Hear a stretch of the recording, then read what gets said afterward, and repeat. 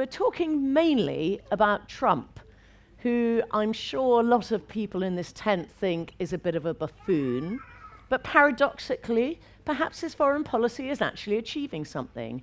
And we're here to question whether perhaps playing the strongman on the world stage and being unpredictable might actually make the world a safer rather than a more dangerous place. Who knows? I mean, we're going to be arguing about that. Does that sort of policy, the strongman policy, unpredictable, slightly crazy policy, make the world safer or more precarious? So, first of all, we're going to start with George Galloway. George, I'm sure you know, he's been a Labour MP, an MP for Respect, his own party, and he's the author of I'm Not the Only One and the Fidel Castro Handbook. George. And the Neil Lennon story, don't forget that. Sorry. Celtic fans. The brochure asked, can a belligerent foreign policy lead to stability in the world? Like we've never tried that before. In fact, the world is in chaos precisely because of a belligerent foreign policy. And sometimes the belligerents are mad, like Donald Trump, bad, like Tony Blair, imbecilic, like George W. Bush, but they were all exponents of and practitioners of a belligerent foreign policy. And the results are there for all to see. The question seems premised on the assumption that we have had a non-belligerent foreign policy at any point in modern history. In fact, since the United States was born, it has been at war all but 1 year in its entire lifetime. And the last time Britain had no soldiers fighting abroad, and only briefly, was in 1779. So we have had not just a lifetime of, but centuries of foreign policy belligerence. And it doesn't flow from any psychopathic character necessarily, although some, like Richard Nixon, in his belligerent foreign policy, was undoubtedly psychopathic, like his foreign policy guru, seems to have been the guru to many, including the aforementioned Tony Blair, Henry Kissinger, were undoubtedly psychopathic. But it doesn't necessarily require that. It requires a view of the world that the rich and powerful have the right to dictate to the less rich and less powerful. That the people who can do. If you can conquer other people's countries in the past, or conquer their economic reality, if not their territory, as happens more often nowadays, if you can, you do. And that's why we have chaos and violence and the threat of truly unbelievable levels of violence in front of us today. You ask, Marianne, about Trump and his foreign policy. Let's review it. Trump has unilaterally withdrawn from the Iran nuclear deal, signed Solomon binding by his predecessor, and the Permanent Five plus one, and the Islamic Republic of Iran, and impeccably, I'm using the words of the IAEA, impeccably observed by Iran. Trump has unilaterally withdrawn from it, begun a raft of ever deep and punishing economic sanctions against Iran, and yesterday a major terrorist atrocity was carried out by Saudi-sponsored, which means American-sponsored, terrorists in Awaz in Iran, which killed 26 people now, not just soldiers, but old soldiers, paraplegic soldiers, members of the public in the crowd, and journalists covering the event. We are headed potentially to cataclysmic conflict. Again, in the Middle East, what could possibly go wrong? Iran will undoubtedly respond extremely violently against Saudi Arabia at any minute, certainly not long delayed.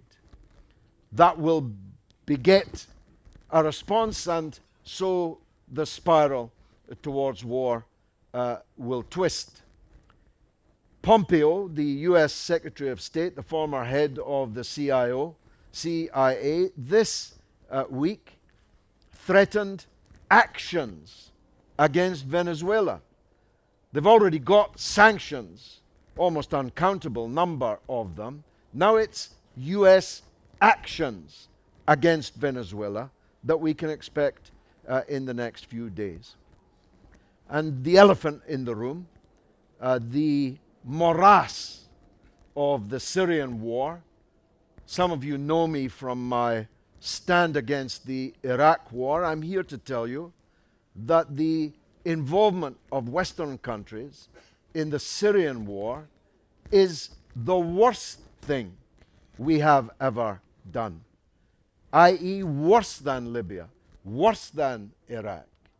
Our belligerent foreign policy of arming, financing, propagandizing for ISIS, Al-Qaeda, and the alphabet soup of Islamist fanaticism in Syria is the worst thing that we have ever done. And notwithstanding that the war is almost over, we may very well be about to double down, to double our bets on the catastrophic conflict in Syria. So, can a belligerent foreign policy bring about peace and stability in the world? Not bloody likely.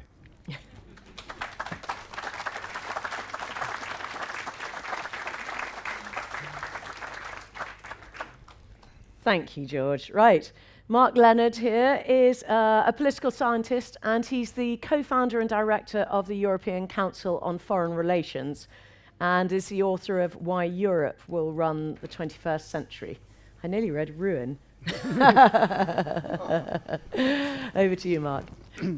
So I agree with the last sentence that George uttered, but I do think that there's a fundamental problem with the way that he laid out his case, which is that he's normalizing Donald Trump and just putting him into a continuum of Western foreign policy over the last few decades.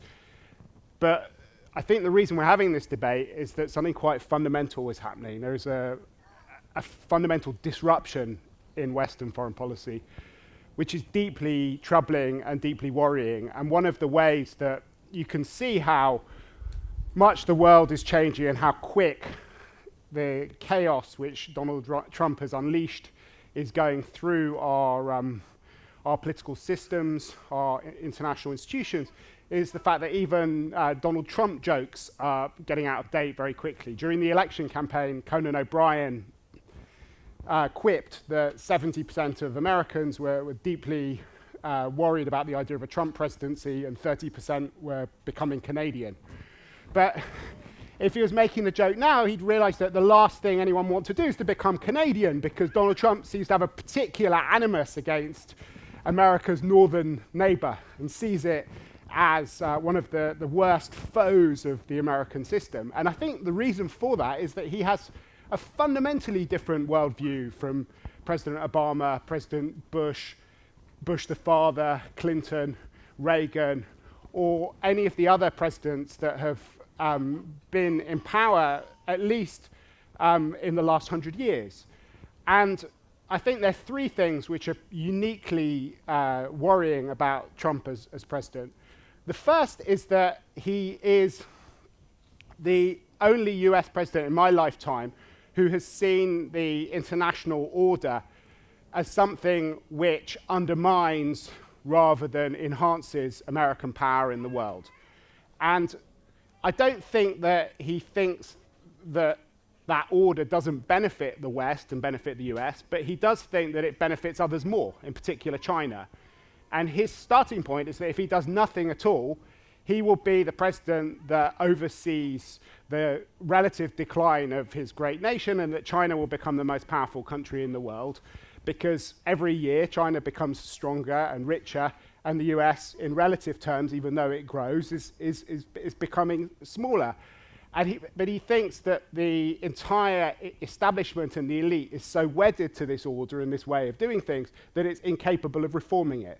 And therefore, what I think he's trying to do is to launch a process of sort of Schumpeterian creative destruction, where the first instance is to blow everything up, with a view then to renegotiating the order on terms which he thinks are more beneficial to the US, because he thinks the paradox of the status quo is that America is paying a lot of money, is losing a lot of lives in order to sustain an order which is helping China more than America. And that's why he's blown up the JCPOA, the Iran nuclear deal, which George was talking about, why he's trying to blow up the World Trade Organization, why he's threatening NATO, why he's withdrawing from almost every body that you can think of in the United Nations. It's because these are part of an order which he thinks the US is trapped in, which constrains it. And above all, in his very zero-sum mind, these are all institutions which empower the weak over the strong. And America is the strongest and the most powerful country in the world. So therefore, any institution which brings countries together to negotiate with the US is one which, in relative terms, weakens the US and strengthens other countries against it. And that's why these institutions need to be destroyed. That's why he talks about the European Union as a foe, even though we are the closest allies of the US and have been for decades, because he thinks that the EU was designed to weaken the US and to strengthen weak European countries. And then I think stage two in this process of Schumpeterian creative destruction is to try and renegotiate an order on bilateral terms, where the US deals with every single country on a one-to-one basis, so it can do it from a position of strength and make the new order cheaper and less constraining.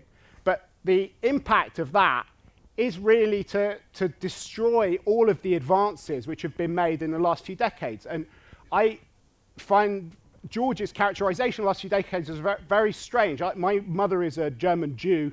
She was born in exile in France. Most of her family were wiped out in concentration camps. My father is British, but his earliest memories of being evacuated as an 8-year-old during the Second World War. His father got gassed in the First World War.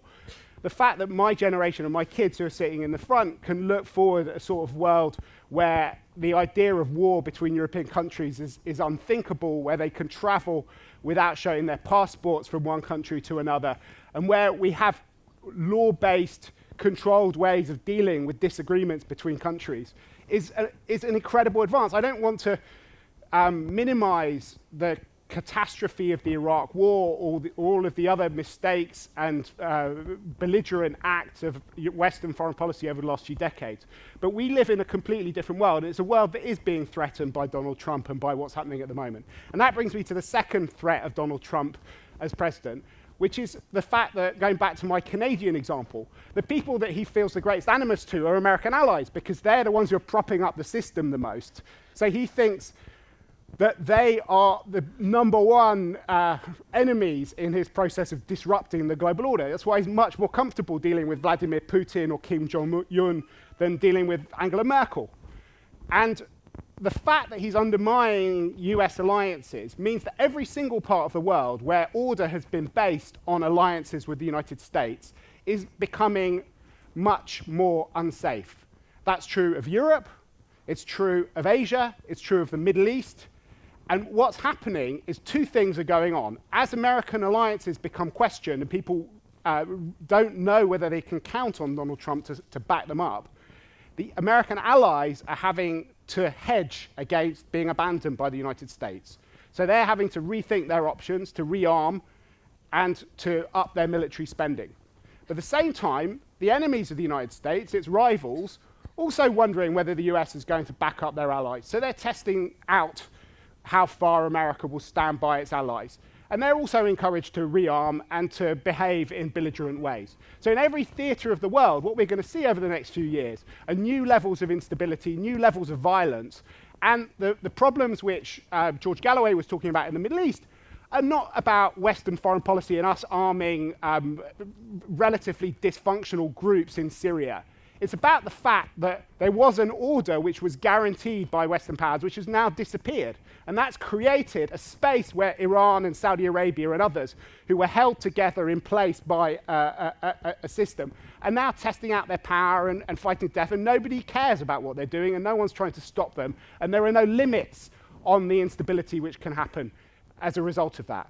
And the third thing, which I'd like to end with about Donald Trump, which is something which I don't think we should normalize either, is not him as an individual, his unpredictability, his misogyny, his racism, and all the horrible and disreputable functions of Donald Trump, but it is the philosophy which he embodies, which he's a symptom of, the idea of Trumpism. And that is a cancer which has taken hold in all Western developed societies, where a large number of people who feel that they've been left behind by established politicians and by established political parties, who do not feel that they've benefited from the advances which I described earlier, and actually, rather than seeing a world of greater opportunity, they feel threatened by a lot of the infrastructure of the globalized world, whether it's free movement, free trade, and they feel nervous about their nature, the culture of their communities changing, the economic circumstances, their job security being changed in a world where the West and the developed countries feel that they're being kind of marginalized by a rise of others, and that's coming into our own societies. And that plays to a politics of what is called what political scientists call the threatened majority, where the people who felt that they were in power now worry that every other kind of minority is being mobilized against them, and that therefore are ripe for manipulation by political figures, whether it's Farage in this country, Donald Trump in America, Marine Le Pen in France, the AfD in Germany. And if these political forces succeed to work together, as we've seen happening with Salvini in Italy and Orban in Hungary, they're not just going to turn our own countries into much less safe and comfortable places to live, but they could actually join Donald Trump in dismantling this global order, which has made my lifetime much more comfortable, much safer, and much less threatening than that of my parents or grandparents.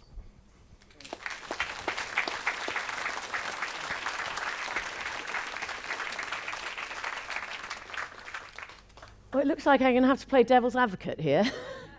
So, if you're America and you have been the leading member of NATO for the past, whatever it is, sort of 60-odd years, 70-odd years, and you have spent twice as much of your GDP, sometimes 3 times much of your GDP on defence, and you've watched the other European members of NATO free riding on your defence expenditure, don't you have a right to say, come on guys, shape up, pull your weight?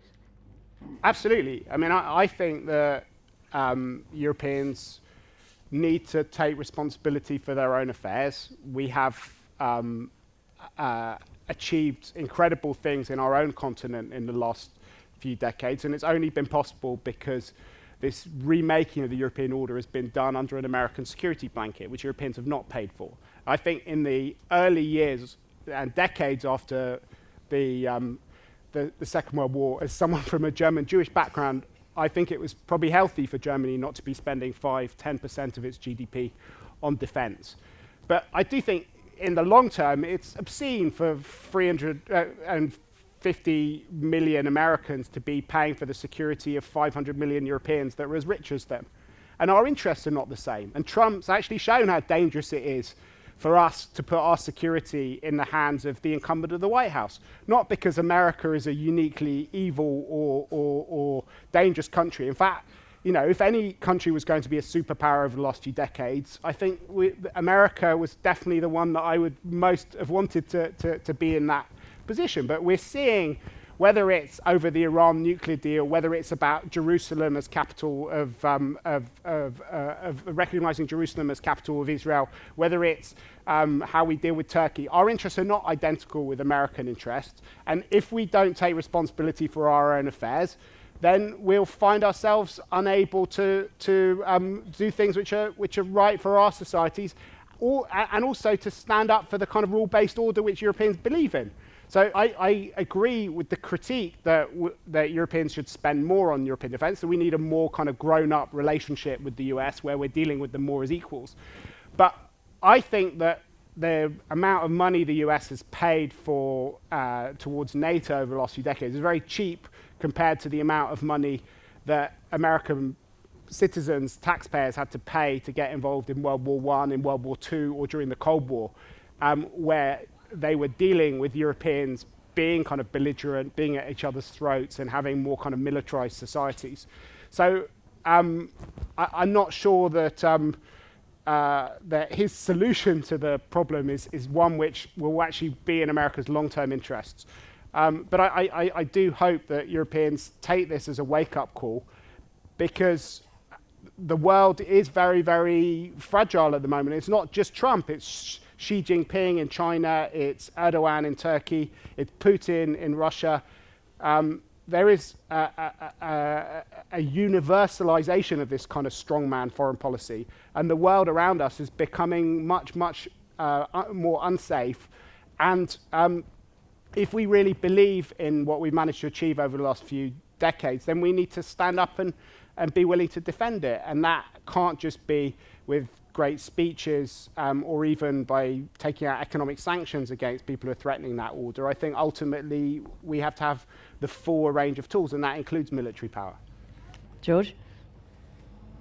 Well, as half an Irishman, I'm entitled to say, as the Irishman apocryphally did when asked the road to London, I wouldn't have started from here. The exceptionalization of Donald Trump, to which you've just been listening, is absurd. Donald Trump's been the President of the United States for less than 2 years. Did the chaos in the world start less than 2 years ago?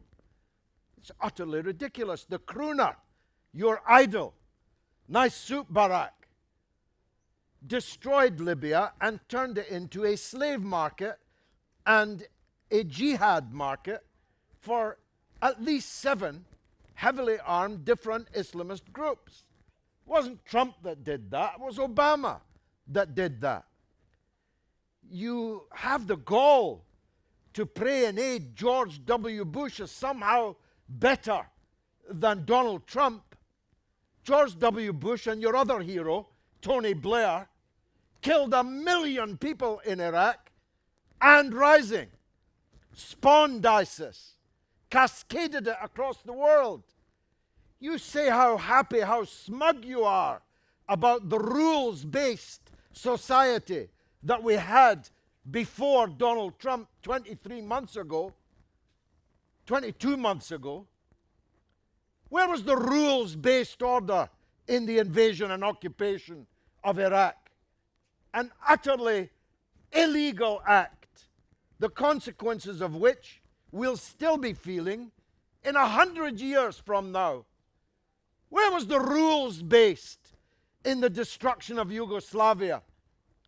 No international law, no United Nations Security Council, unilateral use of Western power deployed by the people you're trying to persuade us were better than Donald Trump. Vietnam was leveled, bombed back to the Stone Age, drowned in chemical weapons by Richard Nixon and by Lyndon Johnson. They were a part of this rules-based complacency of which you speak. And in aid of your argument, you draw attention to the fact that populists are coming to power. The populists are coming to power precisely because of the failure of your international order, precisely because of the failure of your orthodoxy. It's because neoliberal politics totally failed in Italy that you have the government in Italy you have. Ditto in Hungary. Ditto the rise, although it's stopped now. You may have noticed that Mélenchon, with whom I agree in every particular, is now the most popular politician in France. Not Le Pen. She's gone off for psychiatric treatment. The rise of Trump, the rise of Corbyn, the rise of the right and the populists in Italy are all because of the failure of this order, which you so smugly wish to return us to. I don't think it was about foreign policy, George, to be honest. The reason these populists have been so successful is because of domestic discontent. But you can't separate foreign policy. Yes, you can. No, The you average voter on the doorstep who's voting for Donald Trump is not talking about Syria. They're talking about jobs and manufacturing. You're quite wrong, in fact. Really? The reason for the rise of the populists in Italy is why? Because the country has been flooded by millions of refugees from the wars begun by your heroes. First of all, that's the reason why. Let Mark defend himself. Can I have returned. Yeah, okay, can I first of all... Well, he's spoken for twice as long as me already. I think... I think you're both getting a very fair crack. Right. No, I might have spoken for longer, but I wasn't accusing you of worshipping heroes that you didn't worship. So maybe I can sort of try and take a step back from your very powerful rhetoric and say, first of all, the fact that we can talk about breaches of the rules-based order like what happened in Iraq is because... You called it a mistake, now it's a breach. It's 1 million people dead, for God's sake. Well, there This were isn't a rally, this is a 500,000 debate. people who died of sanctions beforehand, according to people who were criticising it before. Saddam Hussein killed many, many people. I was against the war in Iraq, and I'm still against the war in Iraq. Nothing has happened over the last 15 years to change my mind about that. But I think it's the very fact that there was an order that we can recognise that as a breach of the order. Now, what makes me slightly uncomfortable about your rhetorical flourish is that you put all of these different things, which are quite different, on the same level. You know, what happened in Vietnam, what happened in Iraq, being put on the same level as intervening to stop genocide in Kosovo, I find strange. They're not, you know, not every type of use of violence. I think using violence is always bad, but sometimes it's the least bad option. I think the Second World War was justified given what Hitler stood for. I think intervening in Kosovo was justified in order to stop a genocide where lots of innocent people were being... That's what you said in Libya. Well, I was not particularly involved in the Libyan war. I think with hindsight, what we can see is... genocide in Libya, genocide in Kosovo, okay, genocide so there we in go. Iraq, So genocide in Syria. Let Mark finish. I'm not sure exactly. If everything's genocide, then it basically normalises the idea of genocide. For me... You stop tossing it about then. Well, He actually, only I only used used it for the word Kosovo, genocide once about my family that was actually wiped out in a You real... said it in Kosovo. George, There was no genocide in Kosovo. there was ethnic cleansing and people being That's killed. not genocide. Well, Yes. Thank you. so... You've got a microphone on. You don't need to shout. Okay. So I do think that it's important not to toss words like genocide about. Agreed. It's also important not to put every single foreign policy decision that you disagreed with on the same level. There is the fact that there was a rules-based order means that we can see the breaches of that order, and that is what's being destroyed. And to see, I hated George Bush. He was my least favorite American president until Donald Trump was elected. I was absolutely disgusted by it. I wrote a whole book against Bush's foreign policy back in 2004. But at the same time, I do think that he was a fundamentally different figure from Donald Trump because he basically believed in the existence of a rule-based order and he was pushing to change it. Donald Trump wants to blow the whole thing up and to bring us to a stage of anarchy where the only thing that matters is the law of the jungle and where the strong decide what happens and the weak have to do what they tell them to do. And I don't want to live in that world. And I think if you can't see the difference between those situations, and you just normalize Trump and put him into some kind of continuum of betrayal, which goes back, centuries, like you did beforehand, and everything is genocide, and every military campaign is equally bad, then it's impossible to have a serious discussion about what we're trying to do in this world. I do think that there have been all sorts of mistakes made over the last few decades. I'm a social democrat. I'm not a neoliberal. I think that a lot of these populist parties are coming to power because of a failure of domestic politics. I think some of the leaders, like Jeremy Corbyn, are there because of failures of foreign policy. There would be no Corbyn if there hadn't been an Iraq war. That is clear to me. But I think it is important to try and hang on to what matters in these things. Because if not, you end up in a kind of nihilistic place, like where everything's equally bad, and where the solution is where you just sort of have nothing constructive to say about anything, because everyone is a war criminal, everyone is equally evil, everyone is kind of genocidal, and that completely undermines any critique that we have of what's happening at the moment, which I think is really worrying and scary and needs to be stopped. Can we talk a bit more about what's happening at the moment in relation to North Korea, which is something we haven't mentioned yet? So some people are saying, okay, a few months ago, 3 or 4 months ago, we were worried about a nuclear war in North Korea. Now we've got Kim Jong-un meeting with the president of South Korea, deciding to bid to host the Olympics together, agreeing to denuclearization, and that is down to Donald Trump's tough foreign policy. No?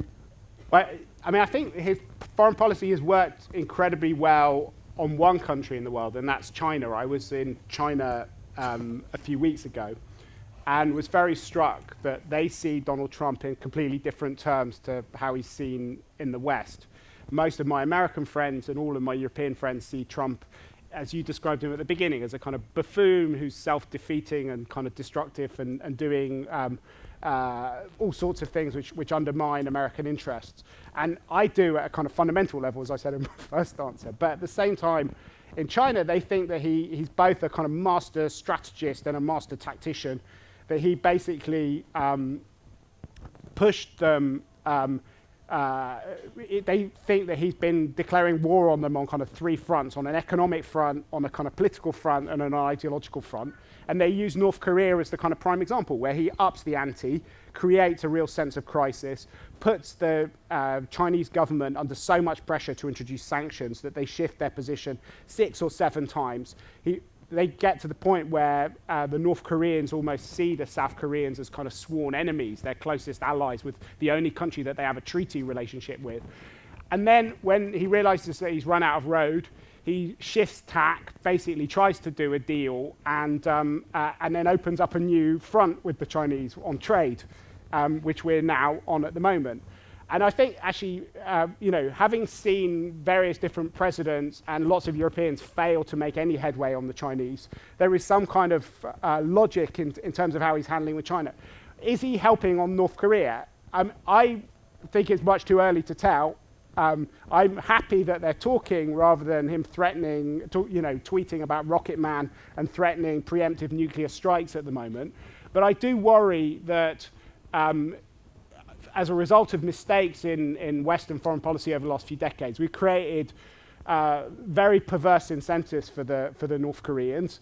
Having seen what happened to Saddam Hussein, to Gaddafi, I think it's quite difficult to see why North Korea wouldn't want to have nuclear weapons, and why a North Korean leader wouldn't want to have nuclear weapons, and why he'd trust Western assurances that we will not try and change the regime if they get rid of their nuclear weapons. So I'd be amazed if they really do that.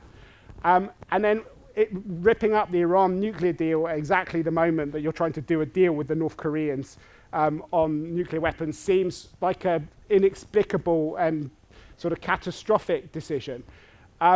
So we'll see what happens. I also worry that if this fails, as it's quite likely to, it will then empower the hawks like John Bolton within the administration, who want to go back to using military solutions against North Korea. And I think that is the scariest thing.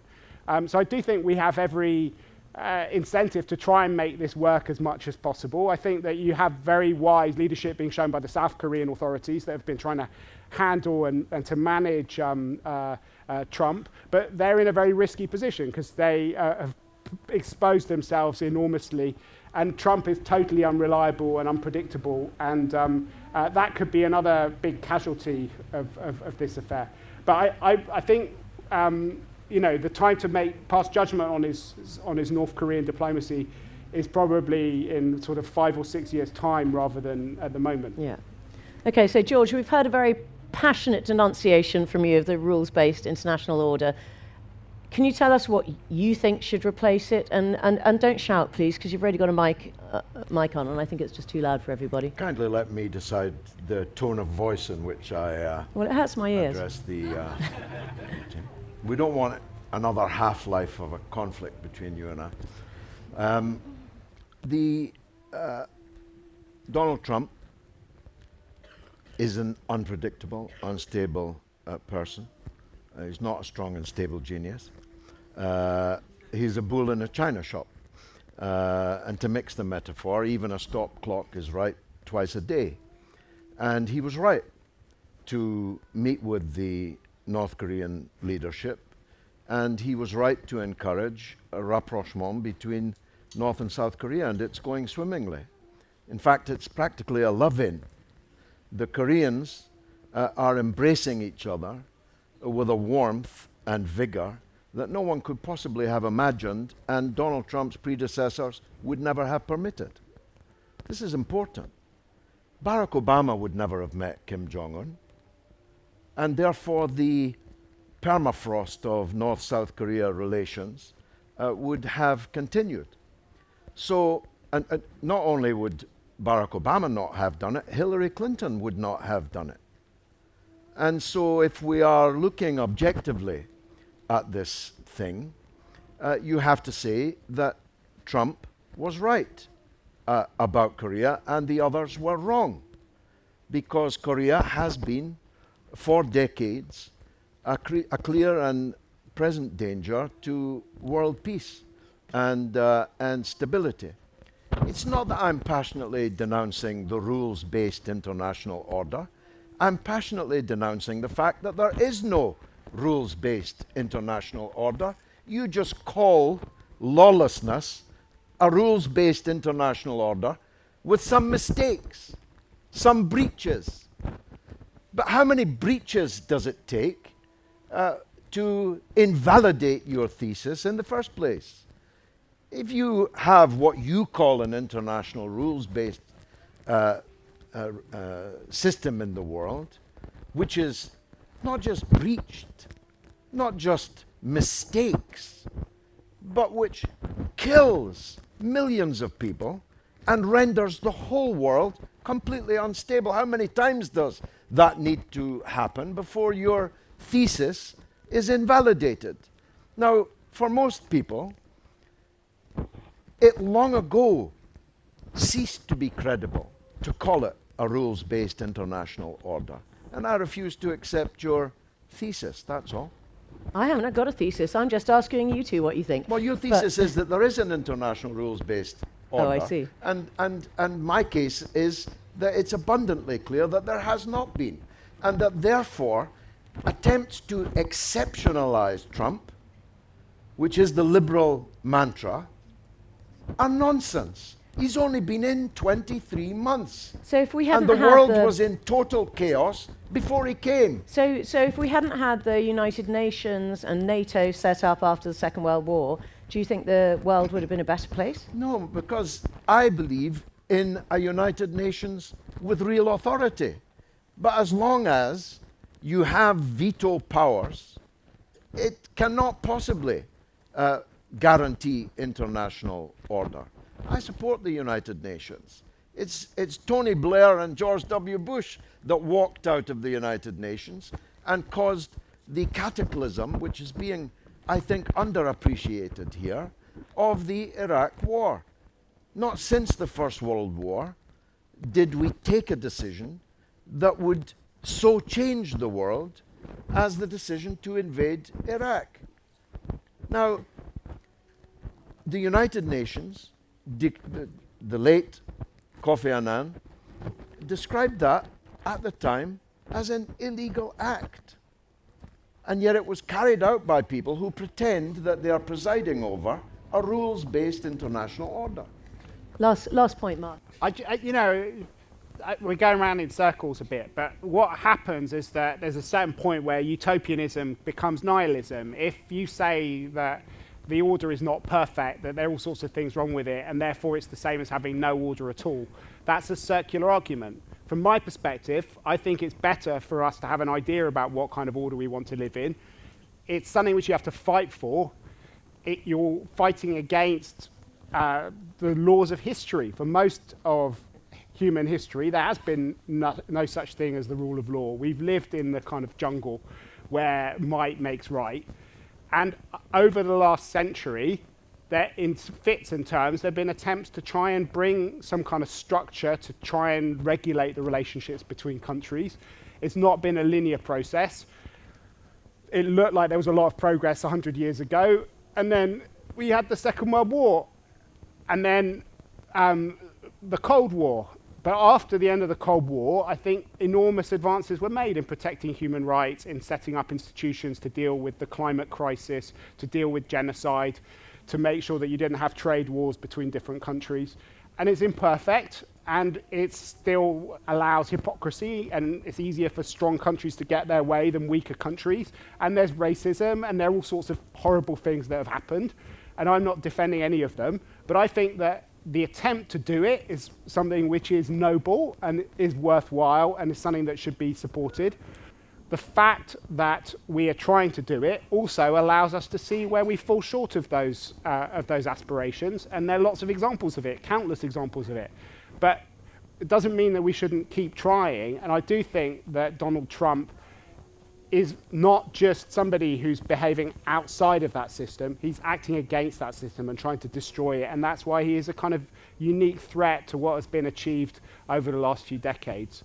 And I think he should be called out as that rather than just seen as part of a kind of history of lawlessness, and to pretend that this project hasn't been there and that these institutions are not there, even if they are often undermined and we don't live up to them. But the very fact that you can talk about an illegal act means that there's a law.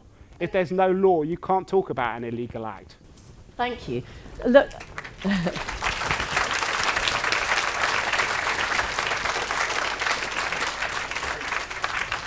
Thank you very much to both of you. Thank you all for coming. For more debates, talks and interviews, subscribe today to the Institute of Art and Ideas at IAI TV.